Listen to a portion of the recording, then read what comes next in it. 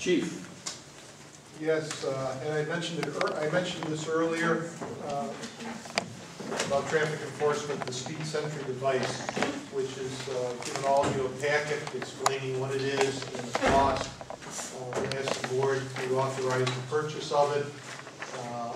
I've researched this. There are 2 or 3 other companies out there, but this is the best device on the market. It's totally self-contained. You can take a baseball bat to it and beat on it, it won't damage it.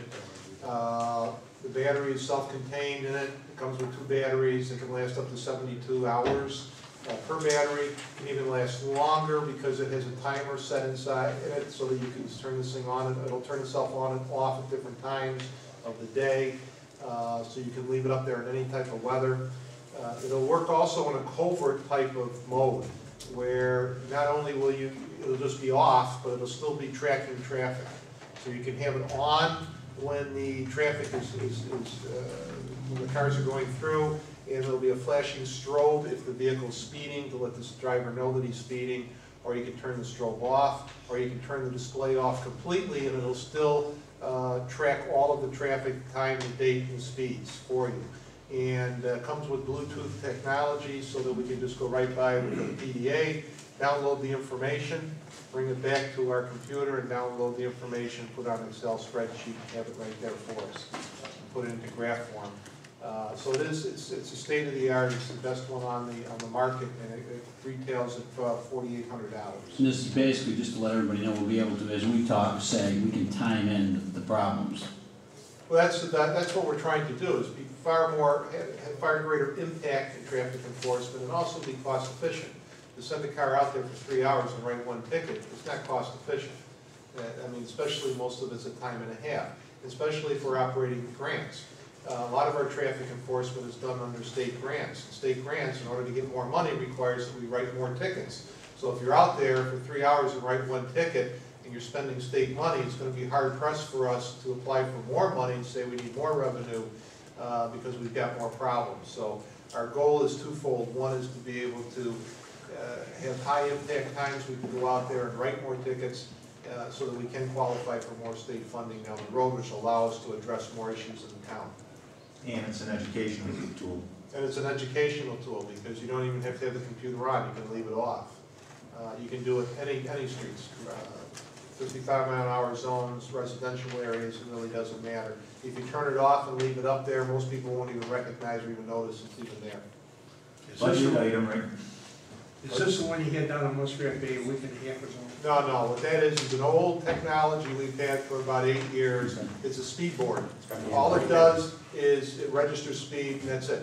Doesn't do anything else. It was the first generation, is what it was. And it doesn't capture the speeds either. No, it doesn't do anything. It just tells you how fast you're going. It's the first It did generation. slow the people down on Muskrat Bay the other day. Pardon? It did slow the cars down on Muskrat Bay. Oh yeah, we use it all over the town. Unfortunately, we try to get it everywhere we can. We've had it on 31, we've had it on Electric Railway, we've had it everywhere in the town, South Bay, Whiting Road, but we only have one. And again, but it doesn't provide us with really the information we need. It's an educational factor for the traffic, but it's really not telling us what we really need to know. I make a motion to approve as presented. Second. Chief, is that with the 2 extra batteries and is the total 5,075? No, it comes with 2 batteries. Oh, okay. I called the company. Those 2 batteries they put in there, it's like buying the Lincoln Continental or the Mercury Milan, and we're buying the Mercury Milan. We don't need the Lincoln Continental model. Good. So Okay. we don't want the 2 extra batteries. So for $4,800. Okay. That's correct. Mr. Conley? Yes. Mr. Wackey? Yes. Mr. Ryback? Yes. Mr. Coyle? Yes. And Mr. Budzinski? Yes. Jody. Yes, I have a request for approval of payment to O'Brien and Deere in regards to Sleeth Park. I have reviewed the funds that we're getting as legislative funds for the development of Sleeth Park, and upon looking through the paperwork, we need to do long form seeker. It's going to have to go to SHPO review based on what we may do there, and it requires a definite site plan. So in talking with Mark Parrish and meeting him at the site, the discussion was that I needed their assistance in putting this together because I don't have the expertise. The amount is not to exceed $3,750 out of my A7110-459 account. Motion to approve. What are you looking for? Yeah. Okay. Second page, probably. It got distributed by Mark himself. He sent a letter with it, Okay. information on it. And it's gonna be where we're gonna put the Christmas tree. I need electrical service to that. Right now, there's a elevation change, a drastic elevation change. It's along a creek, and there's a trunk line sewer line that goes along there as well, so we have to be careful of all these things. And so, working off a site plan is gonna be a lot smoother as we move forward with other development there. When can we plant the tree? We'll have a tree by Christmas. I'm working on it. Motion to approve is presented. Second. Okay, Mr. Conway? Yes. Mr. Lackey? This donated park is costing us more and more money, isn't it? Yeah. Okay, I vote yes. Mr. Ryback? Yes. Mr. Coral? Yes. And Mr. Dzinski? Yes, 33, Julie. My next item is I have a recreation attendant for approval of $7.15 an hour. Out of playground code, hire date is July 28th, which is today, for Tyrell Newton. Motion to approve. Second. Mr. Conway? Yes. Mr. Lackey? Yes. Mr. Ryback? Yes. Mr. Coral? Yes. And Mr. Dzinski? Yes, number 34, Judy. Last item is an update, approval for contract change to the Link St. Joseph Mental Health Program, currently housed at the canteen. Agreement date change, right now it ends July 31st. We'd like to extend it August 1st of '08 to December 31st of '08, and the fee to increase to $7.50 per month to cover all of their use of that facility. Motion to approve. Second. Mr. And Conway? I'm stuck. I need approval for the supervisor to sign the contract for the town. So moved. Added to the motion.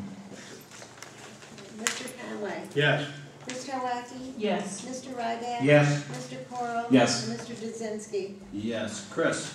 Yes, my two items, they are emergency purchases that we had to purchase 2 weeks ago to finish up some road painting. First item is 8 55-gallon drums of road paint, yellow, with 2 pallets of glass beads from Crossroads Highway at $6,052. Motion to approve. Second. And Chris didn't call me on that. Unfortunately, called me too. I said he could do that. I think. Okay, Mr. Conway? Yes. Mr. Lackey? Yes. Mr. Ryback? Yes. Mr. Coral? Yes. And Mr. Dzinski? You're going through some paint this year, aren't you?